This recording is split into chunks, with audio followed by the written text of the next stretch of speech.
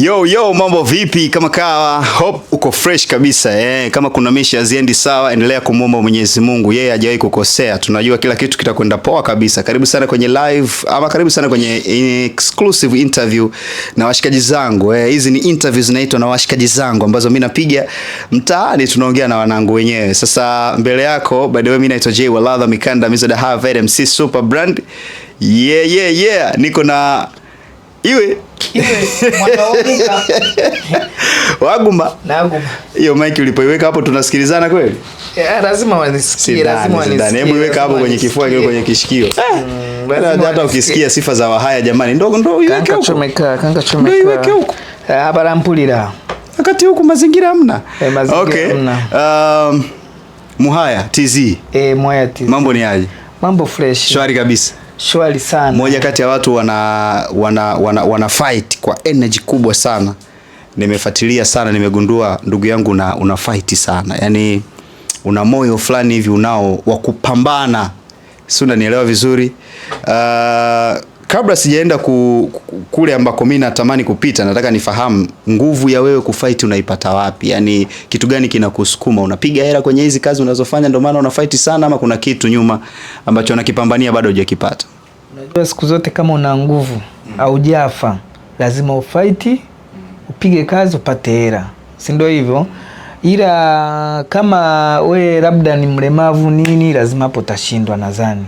Lakini kama wewe ni mtu mzima, una akili yako, una nguvu zako, lazima ufight, upige kazi. Nadhani hapa ni kazi. Bila shaka kuna watu wamekuona, wanafuatilia clip zako, lakini kuna watu wamekuona, mimi naamini na watu ambao wanafuatilia pia ambao yani walikuonaga zamani halafu umepotea. Leo ndo wanakuona. Umenikumbusha. Joti ulikuwa we dancer. Nakumbuka. Ulikuwa unaimba sometimes ukiamua. Nakumbuka. Sasa hivi umekuwa director, mtu mwenye video vyake mjini hapa. Kwa nini ukaamua kuacha huku na kuswitch huku? Mimi mwanzo wakati bado nakumbuka bado nasoma, nilikuwa napenda sana muziki, kucheza.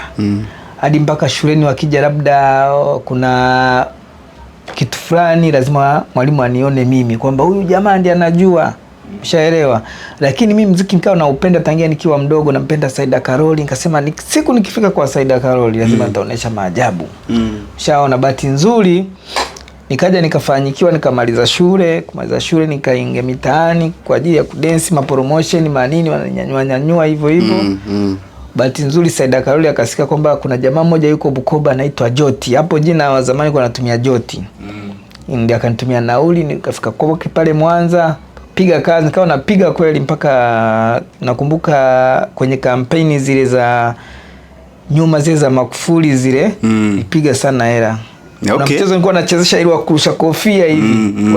Waziri mmoja hivi wa Kamachumu yule anaitwa nani yule waziri, alikuwa anaitwa nani? Waziri wa Kamachumu yule Mwijage yule, mimi nakumbuka nitunzaga 500,000. Bwana we, kwenye show moja tu. Tugawane au zimeisha? Wewe mpaka nimeshazeeka, mpaka na kipara sasa hivi. Rudisha kofia. Taogopesha watazamaji. Sasa hapo ndio nikapiga nini kwa Saida akaninyanyua sana, ni mpaka leo siwezi kumsahau. Alafu ana jina kama la mamangu, yaani mamangu anaitwa Saida. Okay. Na nitangia nasoma nikasema ipo siku nitafika kwa Saida, na nikafika kweli. Ukamilisha ndoto za mama kwanza. Za mama. Ila kwa sasa niko kwenye kazi zangu za kushuti, director nini, nafanya comedy kwa sababu mimi nipo kujadaa, nikaona Dar es Salaam sana napenda sana kuigiza comedy nini, mbona mimi naweza kufanya hiyo kazi. Nikaona nihamie kwenye comedy content. Zinaitwa content sasa hivi. Aziti comedy ni zamani. Sasa hizi ni content. Yaani mimi nakumbuka kile kwenye muziki pale unajipaka poda, tunahitaji poda pale ukipiga show yako kwenye harusi pale. Mtaji wa jero. Unapata miera mingi. Ulikumbusha mbali. Hiyo ndio tunaita comedy. Sasa hivi ni content. Mimi nakuelewa ujue. Content. Sawa. Na ile show yako ya kuweka jiwe chini and then unaruka juu, alafu ile jiwe hiyo sehemu uliokalia ndio inapiga kwenye jiwe. Ile show yako sikupataga nafasi ya kukuuliza. Ile ilikuwa inakuumiza au kuna namna ulikuwa unatupiga vini macho watu watuelewe? Unajua kama si wenye mazoezi. Unajua unaweza kufanya hiki na usiumie, usipate dosari yoyote. Kwa ajili ya mazoezi yako uliojifanyaje, uliojifunza. Sijui umenielewa hapo. Kwa hiyo ile ilikuwa ni style yangu yani ya kunanili, lakini sasa ilikuja ikanigharimu. Ilikuwa nanke ikaruga huyo na na nilili kuja ikatoka. Mashine ilichomoka. Haya. Kwa hiyo yani wewe jiwe lilikugusa bega. Jiwe unajua wanasemaza kuteleza si kufanyaje? Sasa nikuja nikateleza bahati mbaya. Yakafikia yenyewe. Mama yangu. Hamna mpaka leo. Hadi mpaka leo hamna. Jamani ndugu zangu watazamaji, ndugu yetu ana madude aliakalia na jiwe. Kwa heri. Ina maana sasa hivi ndio maana nafanya content. Umehamia huko. Content ni kuongea, kufanya vitendo. Hizo unazijua. Sawa. Ni kitu gani ambacho kilikusababisha uswitch kutoka kwenye hizo kazi ambazo ulikuwa unafanya na ukaamua kufanya content creation na kufanya mambo ya editing kwa director? Haukuona kazi nyingine za kufanya kwenye sanaa, labda kuandaa shows na nini? Mimi nilipoacha muziki labda nikahamia Dar kwa wazazi wangu, ndio wakasema kucheza hamna, fanya kazi nyingine. Sasa nikaona kazi nyingine ya kufanya hapa nifanye content. Content ni kuongea na vitendo. Wazazi wako wako huku Dar es Salaam?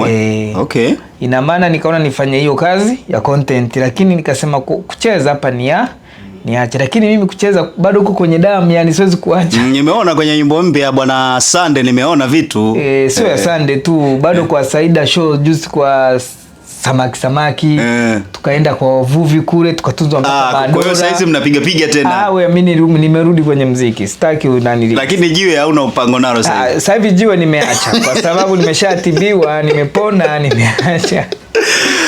Sawa.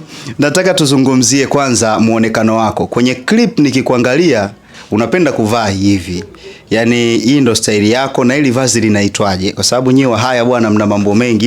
Ili vazi inawezekana linagharimu hela nyingi hili.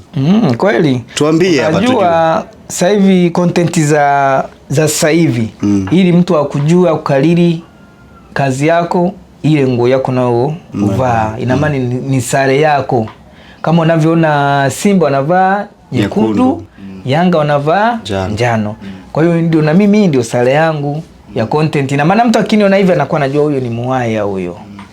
Kwa hiyo nakalili kama Mwaya anavaga hivi hata kama akiwa. Lakini nguo yako, kabla tuende kwenye bei, inaonesha kuna baadhi ya maungo yanabaki nje, kwa mfano miguu, ikaushi, tumbo na style ya hivi, japokuwa yeye anakuwa amezidisha kidogo, anafanya King Pussy ambaye yeye anakaa kifua wazi kabisa, anajipaka nini na nini, anakuwa kama kichaa. Naamini kwenye viungo kukaa nje na